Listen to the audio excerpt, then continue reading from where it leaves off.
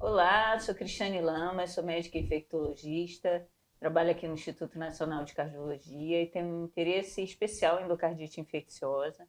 E hoje a gente quer trazer para vocês uma discussão sobre o tema e temos aqui um colega que também gosta bastante de endocardite, tem uma expertise. Vou pedir que ele se apresente. Olá, eu sou Rafael Garrido, sou infectologista, sou coordenador do Serviço de Controle de Infecção do Instituto Nacional de Cardiologia e fico muito satisfeito de poder conversar um pouco com a doutora Cris sobre endocardite infecciosa. Tá joia. O Rafa, eu acho que uma questão super importante é a gente pensar na possibilidade de endocardite infecciosa. Quando é que você pensa que é uma consideração diagnóstica importante? Olha, endocardite a gente tem que sempre considerar nos pacientes com tenham febre, né? Febre e um novo sopro cardíaco. Acho que isso é muito importante. A semelhança dos pacientes que tenham meningite, que a gente pensa em rigidez de nuca, né? Sintoma neurológico, febre, a gente tem que pensar na meningite, endocardite, algo semelhante. Febre e um novo sopro, tem que disparar o alerta para esse diagnóstico. Mas não só isso, né? A gente tem pacientes com vários fatores de risco, né? Aqui no Instituto especificamente, né? Pacientes que tenham implantes de prótese valvar, por exemplo, né? Marca-passos, CDIs, né? Com dispositivos protégicos. Então, esses pacientes são de alto risco para endocardite e caso eles tenham febre, né, e sopro, como eu falei, realmente é importante buscar esse diagnóstico. E também outros sinais de doença ativa, né? Paciente com prostração prolongada por várias semanas ou até meses, novas disfunções cardíacas, por exemplo, ou disfunções orgânicas, fez insuficiência renal, alteração neurológica, por exemplo, né? Algum sinal focal novo, algo que confunda com um AVC, né? Então, são situações que a gente tem que pensar na possibilidade de endocardite nesses pacientes de alto risco. Tá bem. E qualquer febre deve levar a gente a pensar em endocardite ou o que você acha? Primeiro, tem que ser uma febre bem definida, né? Ali, uma febre marcada no termômetro, 37,8, acima de 38, né? E principalmente febres prolongadas, né? De muitos dias a semanas e, eventualmente, pacientes que chegam aqui com febres, com quadros febris inexplicados, né? De meses de duração, 2, 3 meses, né? Então, esse o diagnóstico tem que ser bem procurado. Tá certo. O Rafael comentou, né, da febre e rigidez de nuca como sinais aí na meningite, mas a gente sabe que muitas vezes não vai encontrar. Então, muitas vezes a gente não vai ter, assim, a ausculta do sopro, né, Rafa? Eu acho que isso é importante, né? Só a febre, sem um foco óbvio, né? Não é uma febre de origem pulmonar, ou de origem urinária, ou de origem cutânea, ou seja, febre sem foco já deve fazer a gente pensar, né? Você concorda? Sim, sim, eu falei, falei que o febre com sopro, esse é o diagnóstico, Que não não pode. pode deixar passar, né? Mas, então, nesses pacientes, principalmente de alto risco, com febre inexplicada, né? Que não tenha outro motivo, não tem um quadro respiratório, não tem um quadro urinário, esse a gente também tem que buscar o diagnóstico de endocardite, tentar excluí-lo. E como é que a gente faz esse diagnóstico de endocardite? O que é fundamental para fazer esse diagnóstico? Olha, para o diagnóstico de micro-organismo, né, a gente começa pelas hemoculturas. Esse é um ponto importante. Lembrar de que tem que coletar as hemoculturas. Sempre, né, coleta de hemocultura, o ideal é que a pessoa não esteja fazendo antibiótico. Então, pensou na possibilidade de endocardite, é, não tem que ficar agoniado, tem que fazer antibiótico, não. Vamos tentar dar um diagnóstico, que é muito importante a gente chegar no diagnóstico etiológico para poder posteriormente definir o tratamento mais adequado. Lembrando que é um tratamento longo, né? 4 a 6 semanas. Então, vamos coletar as hemoculturas. Então, aqui no NC, qual é a nossa recomendação? Coletamos, quanto mais amostras, melhor, mas aqui nós coletamos 6 amostras, né? Divididas como? Em 3 sets. Cada set tem 2 frascos de hemocultura, né? Aqueles frascos padrão, que cabem 8 a 10 ml de sangue. Então, 3 sets coletados com intervalos de meia hora, 20 minutos, né? Dando um total de 6 frasquinhos dentro desses 3 sets. E como é que a gente divide esses frascos? Um aeróbio, um anaeróbio no primeiro set, no segundo set a mesma coisa, e no terceiro a gente usa 2 de aeróbio, considerando que as bactérias mais comuns têm mais facilidade de crescer nesse frasco de aeróbio. Isso eu estou falando no paciente que esteja estável, que a gente tenha um tempo para coletar sem comprometer o tratamento do paciente. Pacientes mais agudamente doentes, instáveis, essa coleta deve ser feita ali dentro de no máximo 1 hora, pelo menos 4 frascos, 2 sets. Tá? Se conseguir os 3, ótimo. Tá?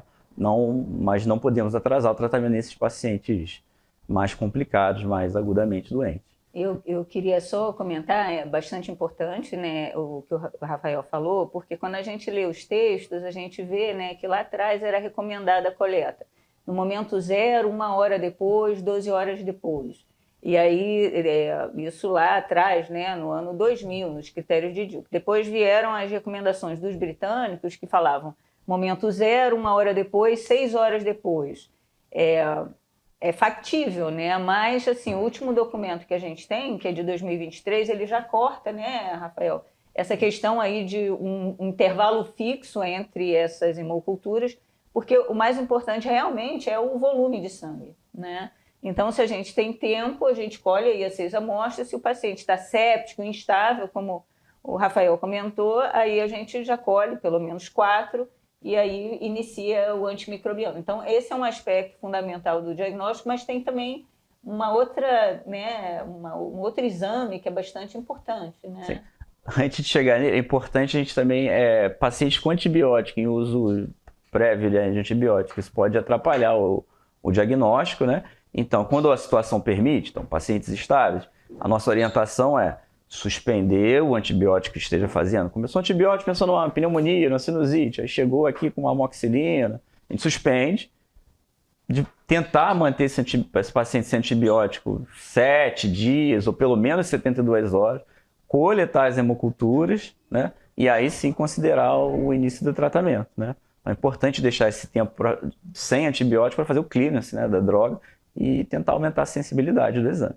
Então, além da hemocultura, que é um exame que vai ajudar no diagnóstico etiológico, é importante a gente fazer exames de imagem, né? O ecocardiograma, né? É fundamental nesses pacientes para a gente definir um caso junto com a hemocultura como uma endocardite, né?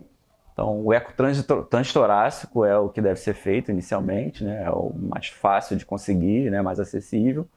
Não é obrigatório a gente começar com o eco transesofágico, não. Então, E o que é que a gente espera, então, encontrar no transtorácico? Os achados, os achados mais comuns, né? São as vegetações, né? Variando aí de poucos milímetros, né? Até filamentos, como é descrito eventualmente, né? Há vegetações grandes, de 1,5 centímetros, 2 centímetros, né?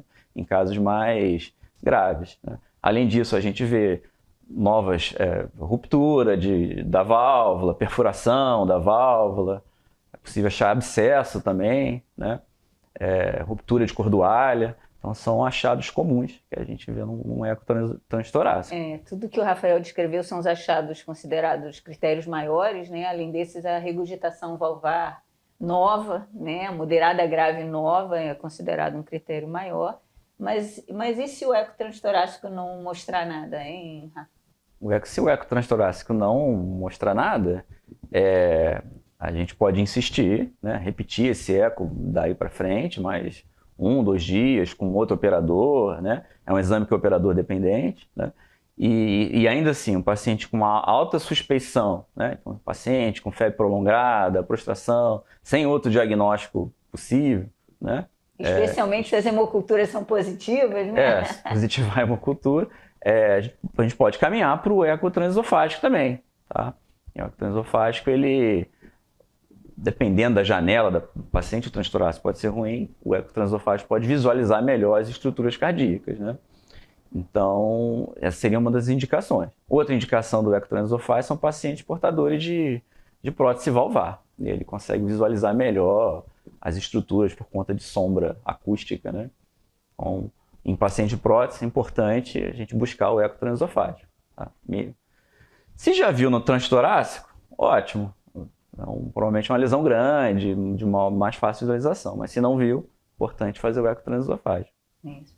É importante lembrar, né, também que muitas vezes aquelas válvulas mais calcificadas, degeneradas do idoso, elas trazem uma dificuldade no eco transtorácico e é mais fácil visualizar, né, também pequenas vegetações no eco transesofágico. Lembrando que nem todo lugar tem o eco transesofágico disponível, né, então essa questão de poder repetir o transtorácico de uma maneira mais calma, num ambiente mais tranquilo, alguns dias depois, pode facilitar, né, essa investigação. Então, é uma oportunidade, né, Rafa? Além assim, desses exames que são fundamentais, né, as hemoculturas e o eco transtorácico, existem aí outras investigações que podem ajudar a gente no manejo e no diagnóstico desse paciente? Sim, sim, né? Então, fundamental as hemoculturas e o eco, né? Mas tem outros exames, né, inespecíficos que ajudam no diagnóstico de uma infecção bacteriana, né? Então, desde um simples hemograma mostrando uma leucocitose, proteína C reativa elevada, né? O VHS, né, velocidade de hemossedimentação, é um exame inespecífico, mas um resultado elevado, né? Corrobora aí um estado inflamatório, infeccioso, né? Além disso, exames de bioquímica do paciente, para a gente considerar até tratamento que a gente vai fazer, né, em relação, por exemplo, à creatinina, né, a gente saber a função renal do paciente. A própria função hepática, função né, hepática, Rafa, né? A gente às vezes usa aí rifampicina, especialmente endocardite de prótese, então essa função hepática tem que estar ok, mas a função renal é extremamente importante. Sim, né? lembrar de fazer o EAS, né, que é via glomerulonefrite. Até fator reumatoide está descrito como um critério menor de endocardite, né, nesses casos mais difíceis de diagnóstico, caso os outros exames deem negativo. É bem interessante o hemograma, né, porque assim, muitas vezes a gente, além da leucocitose, naquele paciente mais agudamente doente, a gente vai ver plaquetopenia, isso sinaliza para a gente uma gravidade Sim. maior desse paciente. E naqueles casos que não são tão agudos, mas que são de endocardite fúngica, que é um evento infrequente, mas acontece muito, né? Pelo menos em alguns cenários, a plaquetopenia também pode indicar para a gente a etiologia, né? Claro que é só uma evidência indireta, né, Rafa? Sim. E em relação à imagem, você pensaria assim, mais alguma contribuição que imagens podem sim, né? trazer? Então eu falei dos exames, né, mais exames de sangue, né? E outras imagens importantes, né? Então a endocardite é uma doença que faz que pode, né, fazer, é frequente, fazer embolia sistêmica, periférica, né? Então é importante a gente rastrear aqui que a gente faz nos nossos pacientes com suspeita de endocardite ou endocardite já estabelecido. A gente procura embolia do sistema nervoso central, né? Então tomografia de crânio é fundamental. Procuramos também no abdômen, embolias para baço, fígado, rim, né? Então também uma tomografia de abdômen, preferencialmente com contraste, né? Essas imagens. A tomografia de tórax normalmente é feita, mas é mais difícil de ter embolia para pulmão, né? A não ser que seja uma endocardite do lado direito. Aí cabe com certeza fazer uma tomografia de tórax junto com as outras duas, né? Pode ser complementado no lugar que não tem a tomografia, pode ser feito ultrassom também do abdômen, né, para tentar flagrar essas embolias, né. Mais modernamente, assim, né, em lugares com mais acesso, existe, e quando a gente tem um diagnóstico, tem uma suspeita, mas a gente não conseguiu estabelecer o diagnóstico por hemocultura ou por imagem, né, do eco, eu digo, né, a gente pode fazer o PET com glicose marcada, né? O PET com FDG, existe isso para endocardite de prótese, tá? Para endocardite nativa, válvula nativa, ele não é tão sensível assim, ele é mais utilizado para casos que a gente tenha dúvida diagnóstica para endocardite protética. Então, e pode ser feito precocemente até em relação ao implante da válvula, né?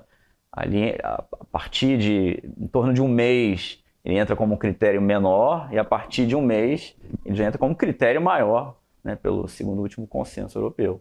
Então É um exame válido, tá? Mas de difícil acesso na nossa realidade aqui.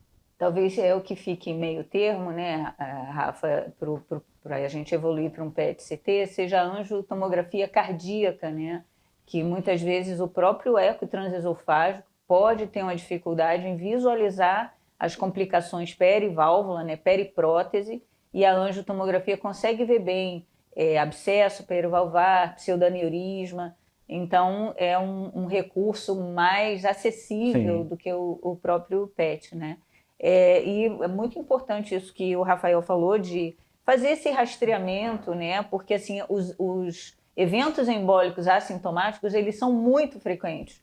Pelo menos aqui no cenário que a gente vê, né, dessas endocardites que evoluem com insuficiência cardíaca e que tem, assim, que são referenciadas aqui para o Instituto.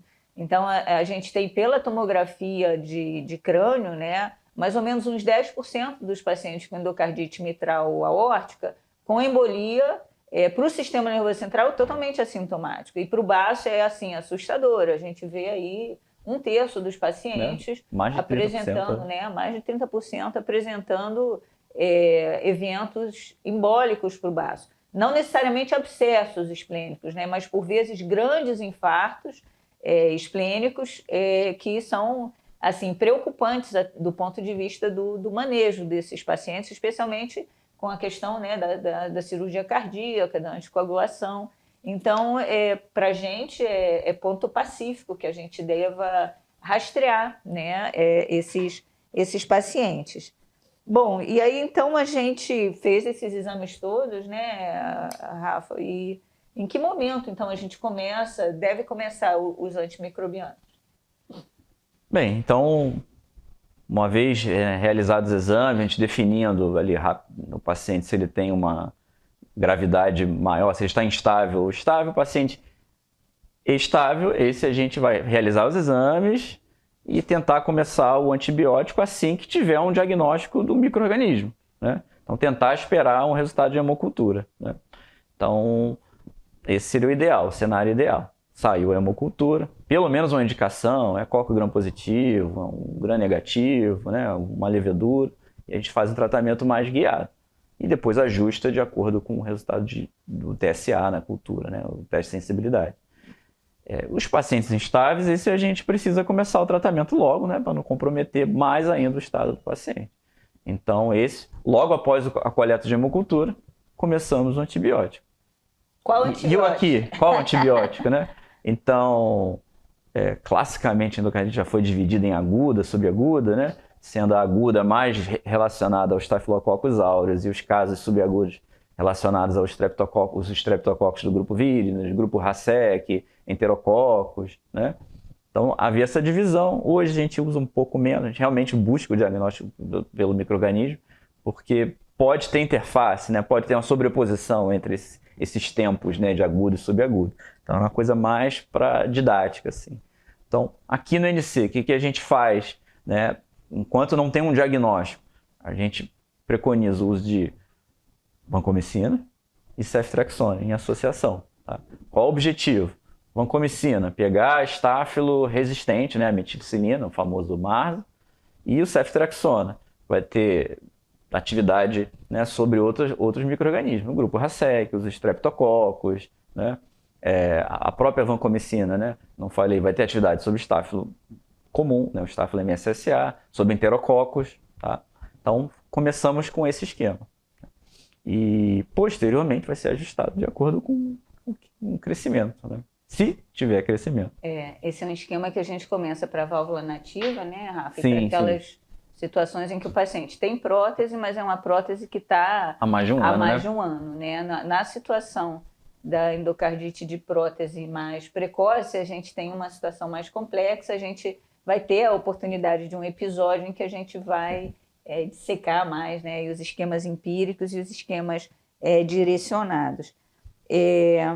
Bom, a gente tem que envolver, né, o nosso paciente nesse cuidado que ele vai ter. Então, assim, que tipo de informação você entende como importantes a serem conversadas com o paciente, Rafa? Sim, é muito importante, né, envolver o paciente no seu tratamento, né, de qualquer doença, na verdade. Sim. No caso da endocardite, Mais ainda? Mais ainda, porque é um tratamento que, primeiro, é um tratamento longo, né? Ali pelo menos 1 mês a 1 mês e meio de uso de antibiótico e que, eventualmente, pode evoluir para uma necessidade cirúrgica. Então, o paciente precisa estar ciente disso, né? Então, e participar dessa decisão, né? Da necessidade ou não da cirurgia, se houver cirurgia, né? E o paciente pode ter que implantar uma prótese biológica, uma prótese metálica, então ele tem que ser capaz de entender a diferença dessas próteses, o que vai implicar uma ou outra, né? Em relação à anticoagulação, por exemplo, né? Alterações no estilo de vida. Então, desde o início, o paciente deve ser envolvido, né? Deve ter participado dessas decisões.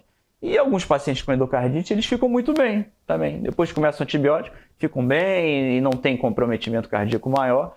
E para o paciente, às vezes, é difícil ele entender que tem que ficar internado tanto tempo porque você não está sentindo nada, né?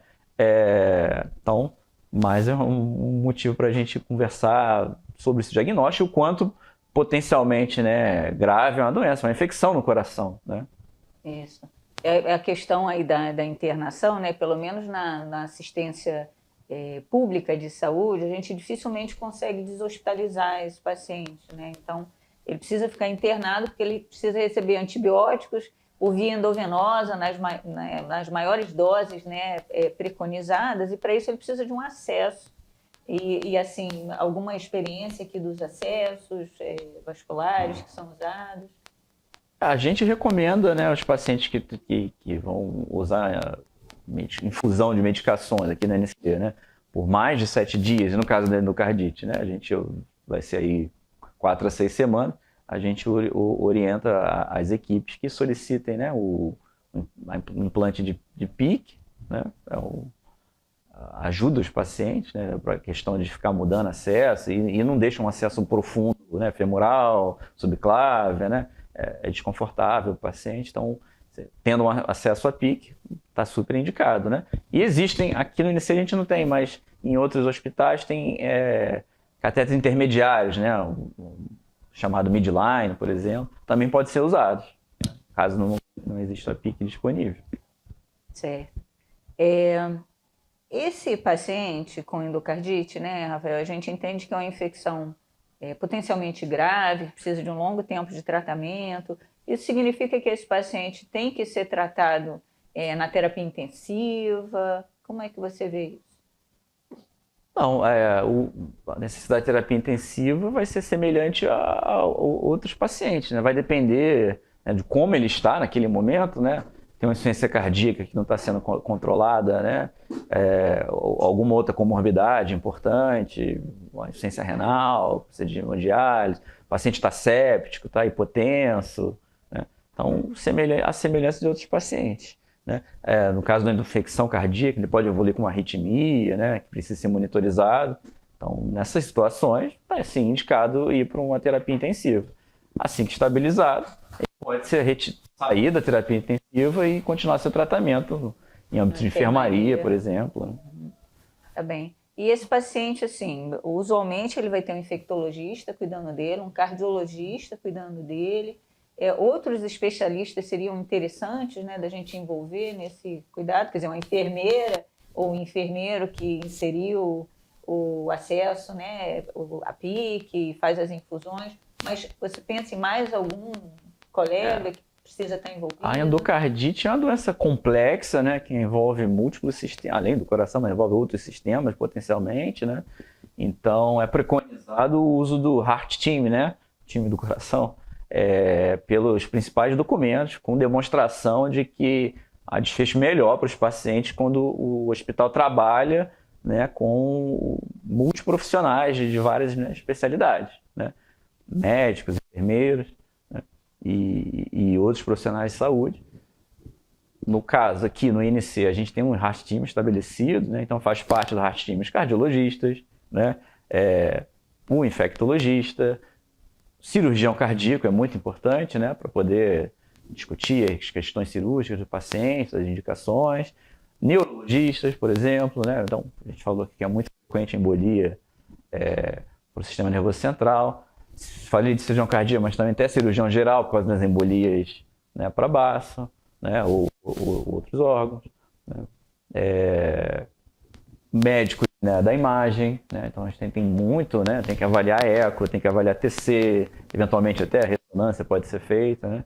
Então é um paciente de múltiplas especialidades. Então a gente tem isso aqui estabelecido, né? Então a gente tem uma comunicação, assim que chegam os pacientes, eles são, antes na verdade de chegar, já são discutidos previamente, a gente já vai pensando as intervenções que têm que ser feitas e posteriormente, dentro desse grupo, a gente discute as indicações cirúrgicas, novas imagens, o tratamento, né? Então, fundamental.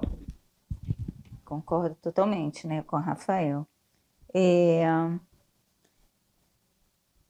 A gente falou lá no início das hemoculturas, né, e a gente espera que essas hemoculturas tragam para a gente o agente, né, etiológico, o patógeno, né, responsável. Mas e naquela situação, né, em que a gente tem as hemoculturas negativas? Só fazendo aqui um parêntese, que é uma situação relativamente frequente, né, aqui para a gente que recebe esses pacientes vindo de outras instituições ou que já passaram por serviços de pronto atendimento e já usaram antibiótico, a gente tem cerca aqui de 30%, 33% de pacientes, um terço deles, com hemoculturas negativas. Então, infecção grave com hemoculturas negativas. O que a gente pode, que outros recursos, né, a gente pode usar?